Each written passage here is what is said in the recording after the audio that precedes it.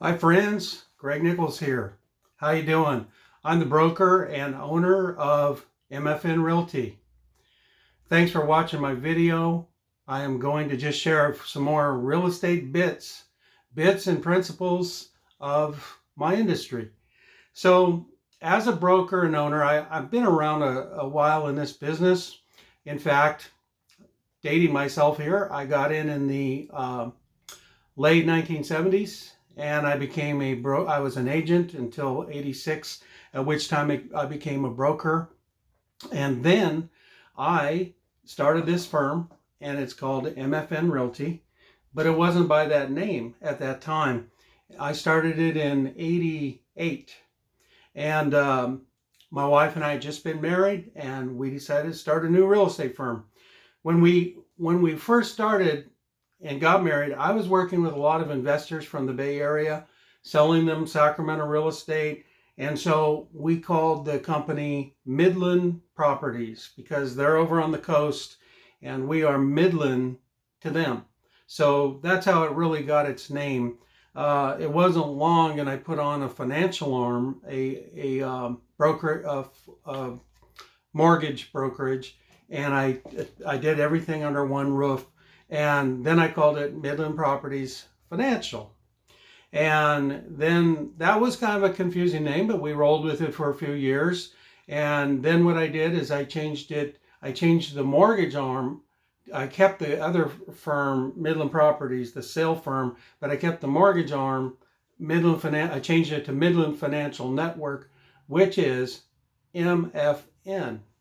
And so after a long time of trying to say the name out to people, I just decided to call it MFN Real Estate and MFN Mortgage. Now, we closed our mortgage, so we are just sales agents, and I am called MFN Realty.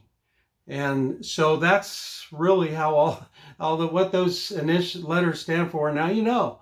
But one day I was talking to my teenage son back in the early 2000s or late 90s, and I said, I wonder what else MFN could stand for. He says, hey Dad, how about my financial network? And I said, that's good, I like that. So anyway, we are just MFN. So we are kind of known for being high service oriented. We go all out for our clients. We'll do anything. And we do 3 counties. We work in 3 counties, El Dorado, Placer, and Sacramento. Again, I have sold all over the state. Back in the old days, you used to join the local real estate board, MLS service, in another city. I did it in San Diego. I did it in the Bay Area. I used to do that because I had investors and people that wanted to sell things and wanted to buy things in other areas. But anyway, now we serve, I'm out of Roseville, and we serve these 3 counties that are around us here. But we go all out for our sellers and our buyers, and we have innovations, and we use a lot of technology.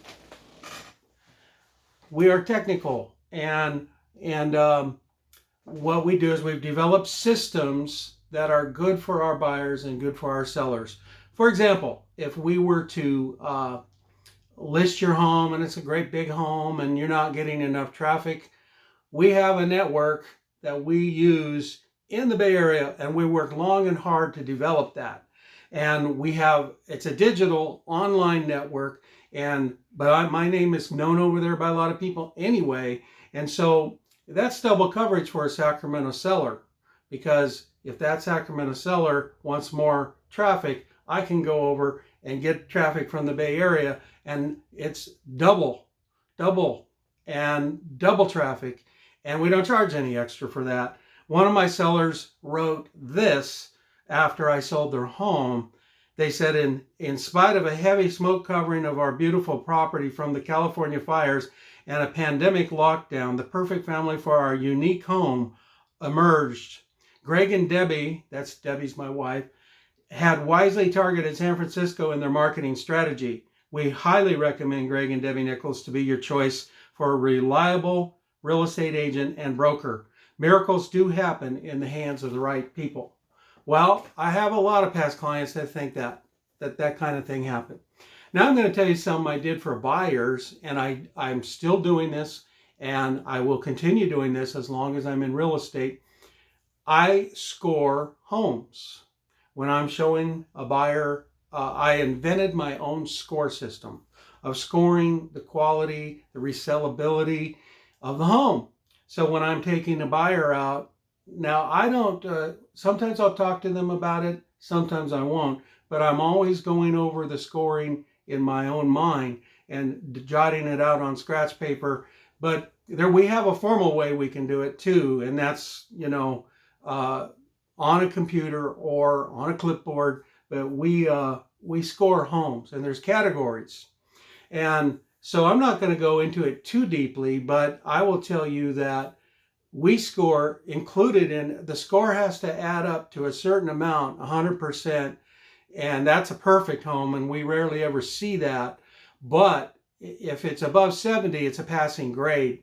And one of the categories, there's many categories covered, and one of the categories is the price. We score the price. Now, right now in this market, the score is kind of thrown out the window because a lot of buyers are paying any price it takes to get the home.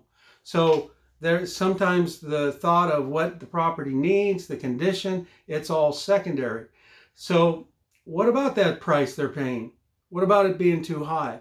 Well, at least if I'm representing you as your buyer's agent, and I score the home, and the score home, and you pay so much that we have to deduct that part of the score from the points, you should have enough left over to still pass. And if you don't, we might tell you if you want to know that.